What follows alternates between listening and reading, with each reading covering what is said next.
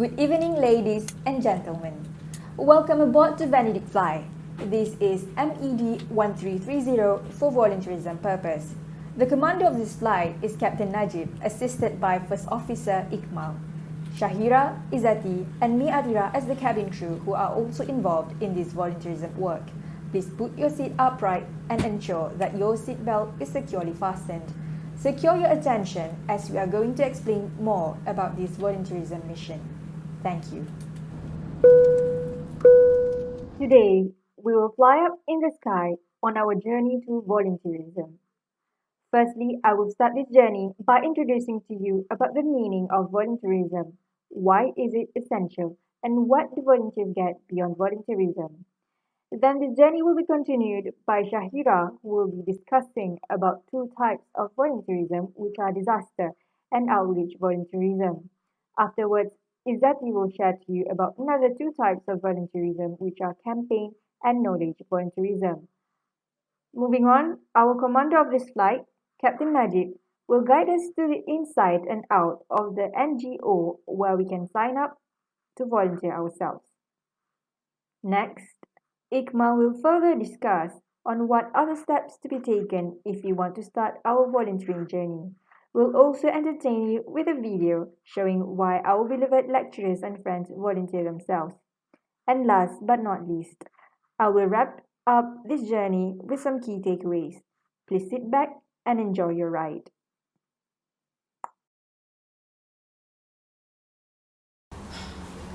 Okay, so what is volunteerism? Volunteerism is actually an altruistic activity that where an individual or group provides services for no financial or social gain for an individual or group or organization. And usually volunteers are motivated by values like justice, freedom, altruism, and empathy. Why is volunteerism important? So firstly, volunteerism is important because it helps to eliminate poverty, it helps to increase basic health and education, it tackles environmental issues, it reduces the risk of disasters, and it helps to combat social issues like social exclusion and violent conflict. So what actually Al-Quran says regarding this.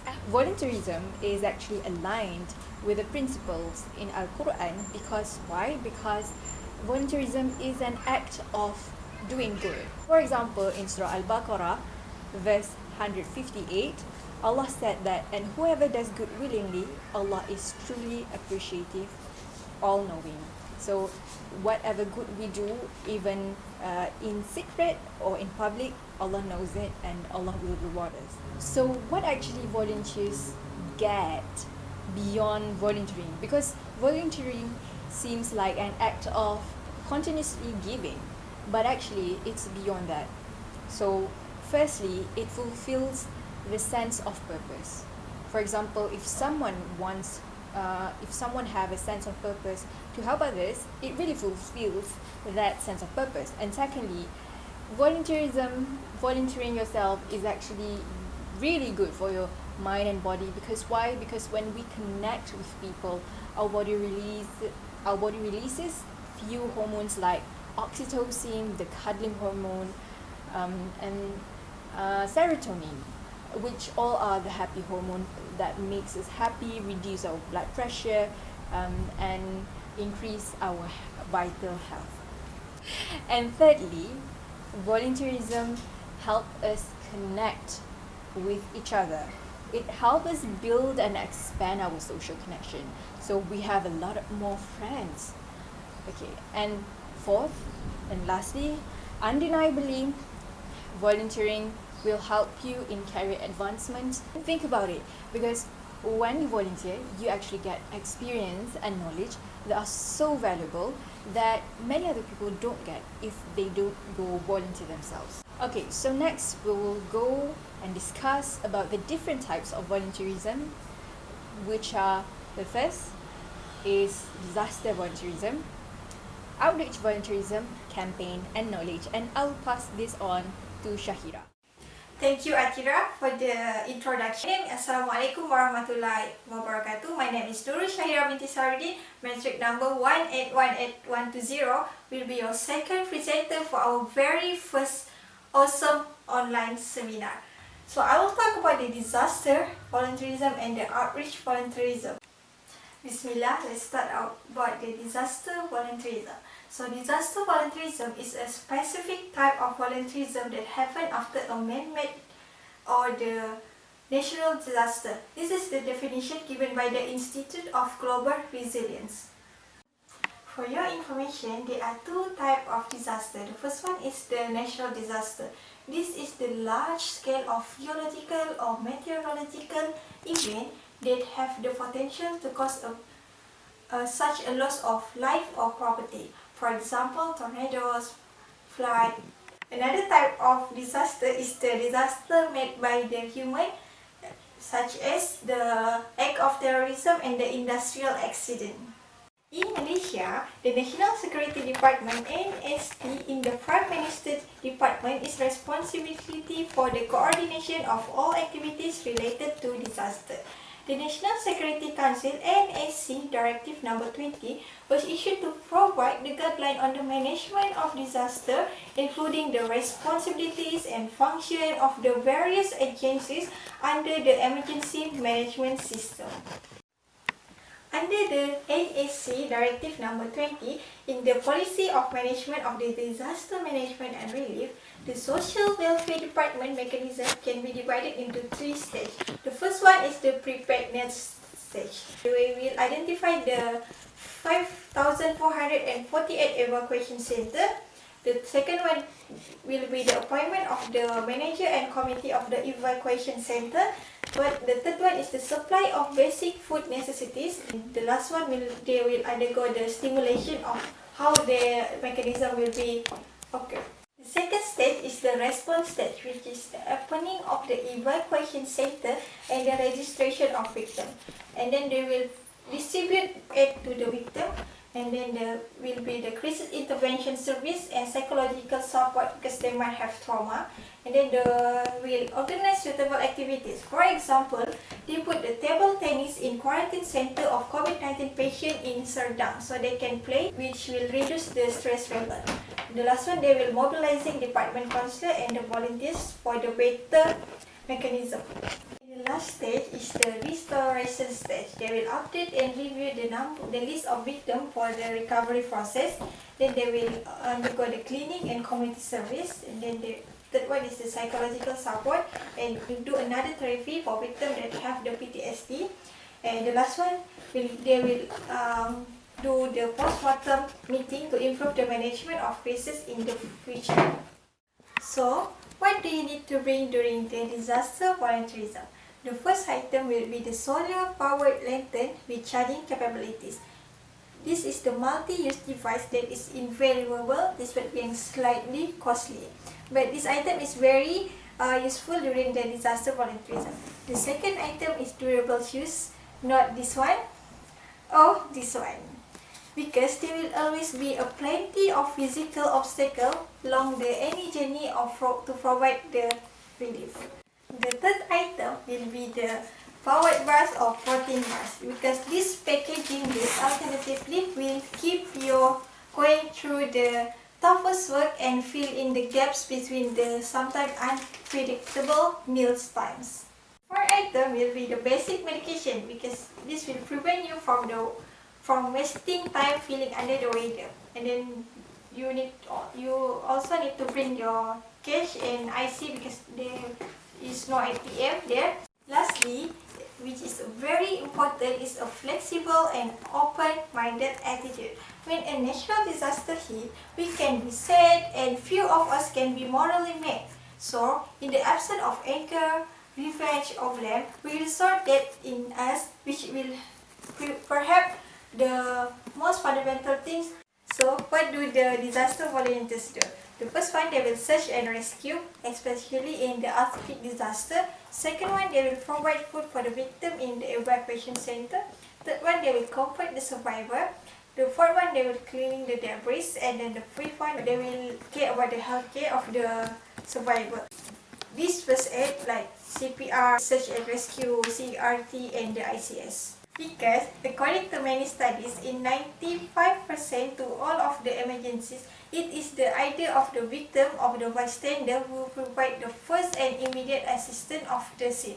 Clearly, it is beneficial for the volunteers to receive the training and emergency preparedness and the response, and to maintain this skill to help others in critical situations.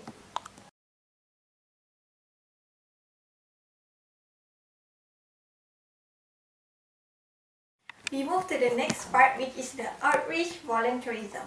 Outreach is the activity of provide service to any population that might not otherwise have access to those services. The key component of outreach is the group providing it is not stationary but mobile. In the other word, it involves the meeting someone in the need of an outreach service for the at the location where they are. Outreach volunteerism can be categorized into three parts, which are the food, knowledge, and healthcare. According to 2018 World Hunger or Poverty Fact and Statistics, the United Nations Food and Agriculture Organization estimate that 30 million of people a year die of hunger, or in other words, every 3.6 seconds a person dies of hunger, and 75% of these are the children. Can you see them starving? Because I am not. That's why we have the food outreach. Food outreach is to give the free food to the people in need. For example, in university level, there are food banks that supply the breakfast or the other food for students. Another example, during COVID-19, speak from my own experience, my family had to undergo the home quarantine, so the government provide them food because they can't go out. Another example, the NGO that provide the food outreach are the Yapim and Bersamamu. The next type of the outreach volunteerism is the knowledge outreach. Knowledge outreach is an outreach to spread the knowledge to the students or the rural area kids. Usually, the school will collaborate with the NGO to do this kind of outreach. The volunteers will supply the knowledge and experience to the students. So, this is our experience of sharing the knowledge to the Form 5 student on the pathway of after SPM. We also do activities with special kids where most of them can't speak, so we need to learn the sign language, which is fun. We also become facilitator for school program like leadership program and give talks sometimes to them. So if you're eager to know this, to join this kind of volunteerism, we have the facilitator team IIUM in IIUM Kuantan. So contact me to know more about it. So the last type of the outreach volunteerism is the medical outreach. Medical outreach is any type of health service that mobilize health workers to provide the service to the population that away from the location where they usually work and live.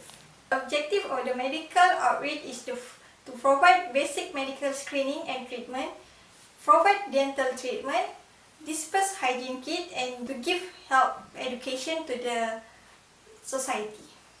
For your information, some of the countries that need the most medical help are the Liberia, Nigeria, Myanmar, and Africa. So usually, our senior will go to these countries to do the volunteerism work after they graduate. That's all from me for the disaster and the outreach volunteerism. I will pass it to Izati for another type of volunteerism. Thank you, Shaira, for the interesting explanation. Assalamualaikum and good morning. My name is Izati Ain binti Ibrahim, number matric 1917504. I'm going to present about volunteerism through campaign. As you all know, there are various platforms in campaigning, such as we can setting up the booth, distributing out flyers by using social media to spread the awareness, and do activities like street events. By spreading out the awareness is one kind of volunteering activity. Some types of awareness campaign are against drug use, environmental campaign, about mental health, animal abuse, health, and much more. So for health awareness, campaigns such as recently, it's happening right now, which is COVID-19 pandemic. Lots of NGO and even the government itself give an awareness about to stay safe from this virus. And also recently about George Floyd, a black man was killed in Minnesota when discriminating and racism are involved. Lots of people fight for this issue by exposing the story in public and it went viral. They are rationally volunteering themselves so that justice will prevail. And today I'm going to introduce to you guys that some famous NGO in Malaysia doing this type of awareness campaign, which is the first one is MAC, that stands for Malaysia AIDS Council. MAC is an international organisation that provide committed and effective response to HIV and AIDS issues in Malaysia. They do a lot of things to spread this awareness, like increase awareness of HIV and AIDS, prevent the spread of HIV, eliminate discrimination against these patients, and all the stigma and prejudice associated with HIV and AIDS, and also provide care and support to individuals with HIV and AIDS. Shelter care for Muslim living with HIV and Forum Perdana Hal Ehwal Islam for LDM is some programs that they have done.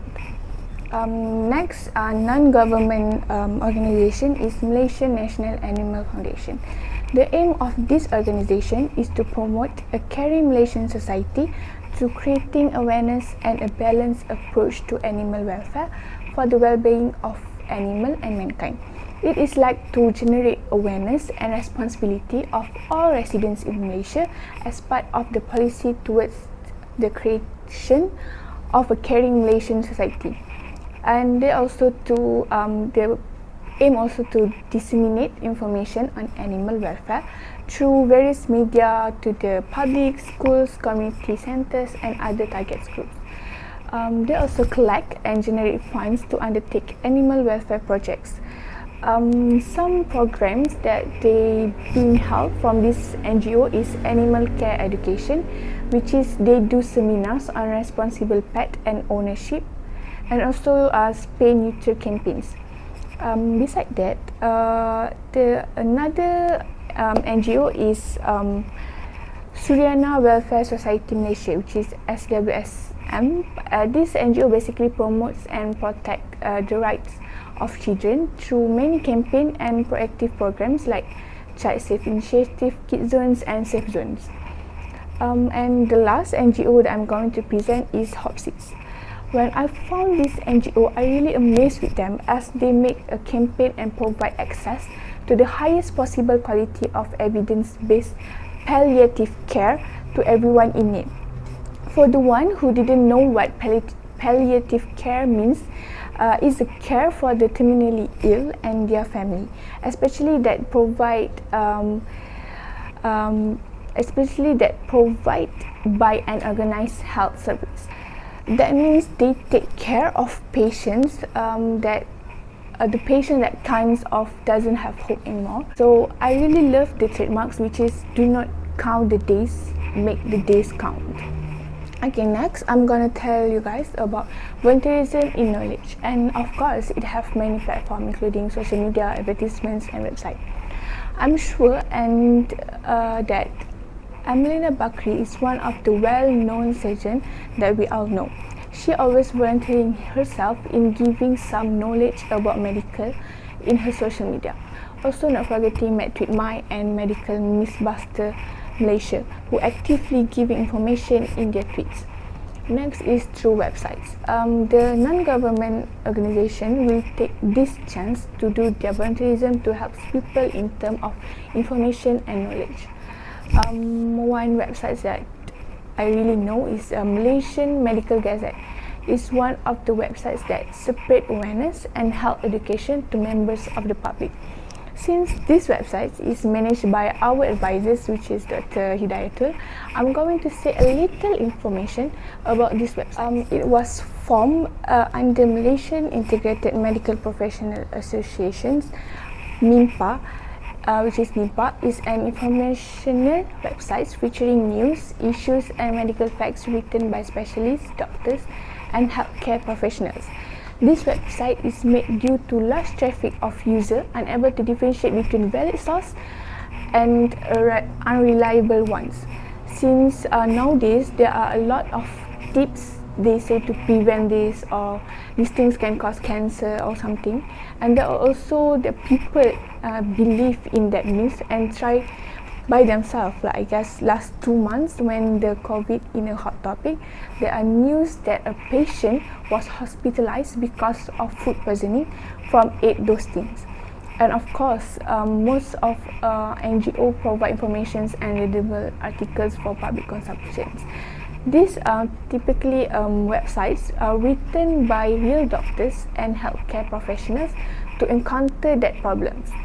For the last slide, which is through advertisement, most of them do a lot of video or advertisement in the televisions about cyberbullying, depression, and mental illness. This also counts as volunteerism since they are volunteering themselves to remind the publics about importance of this issue. These are some links and that shows you some advertisements and examples video about mental illness and importance of volunteering. Hope you guys enjoy, and I end my presentation by inviting our friend Najib to present about his topic. Thank you.